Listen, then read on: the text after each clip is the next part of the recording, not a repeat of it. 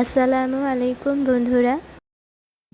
আজকে তৈরি করে দেখাবো খুব সহজ একটা রেসিপি আর খেতে ভীষণই মজা। কথা না বাড়িয়ে দেখিয়ে নিই রেসিপিটি তৈরি করতে কি লাগবে। এর জন্য প্রথমে 1/2 কাপ তেল লাগবে,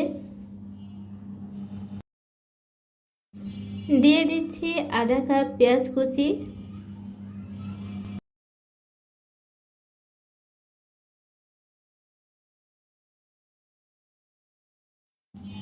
পেঁয়াজটাকে হালকা বাদামি রং করে ভেজে নিতে হবে।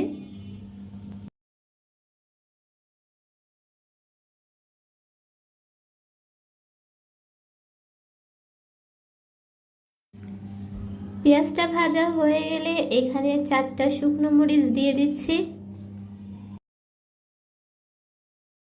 এই পর্যায়ে এসে দিয়ে দিতে হবে আধা চামচ আদা রসুন বাটা। মরিচের একটা সুন্দর কালার চলে আসলে আর তার সাথে একটা স্মেল বের হবে। এই পর্যায়ে এসে 1 কাপ চালের খুদ দিয়ে দিচ্ছি। যে কোনো চালের খুদ হলেই হবে, এটা পোলার চালের খুদ ছিল, তবে ভাতের চালের খুদ দিয়েও এটা রান্না করা যাবে, তবে পোলার চালের খুদটা দিয়ে রান্না করলে একটু বেশি মজা হয়।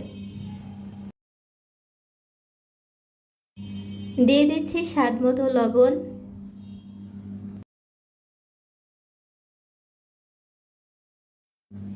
সব কিছুকে একটু ভালো করে মিশিয়ে নিতে হবে।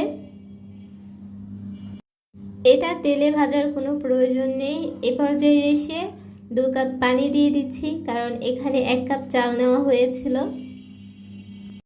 আর পানিটা কিন্তু নর্মাল পানি ছিল।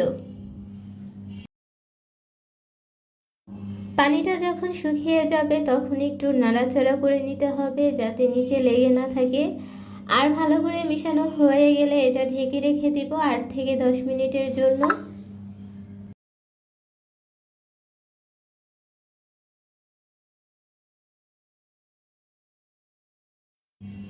প্রায় 10 মিনিট পর এর অবস্থাটা দেখে নিব যে এটা কতটা হয়েছে আর ঠিক মতন হয়েছে কিনা বা লেগে গেছে কিনা। তো দেখতেই পাচ্ছ বন্ধুরা, খুদে ভাতটা পুরোপুরি হয়ে গেছে। এখন এটা চুলা থেকে নামিয়ে নিব। তো দেখতেই পাচ্ছ বন্ধুরা, কত অল্প সময়ে আর কত সহজে এই রেসিপিটা তৈরি করা যায়।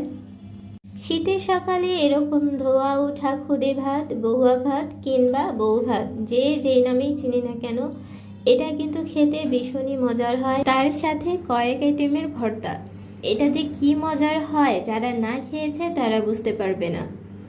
খুদে ভাত এই রেসিপিটা একটা গ্রাম বাংলার ঐতিহ্যবাহী খাবার, কিন্তু বর্তমানে জাপানিজ, চাইনিজ, ইটালিয়ান আর বিভিন্ন ধরনের খাবার হওয়াতে এই রেসিপিগুলো অনেকেই ভুলে গেছে। কিন্তু যারা ঝাল খেতে পছন্দ করো তারা কিন্তু এই রেসিপিটি অবশ্যই একবার ট্রাই করে দেখবে। আশা করি তোমাদেরও খুব পছন্দ হবে।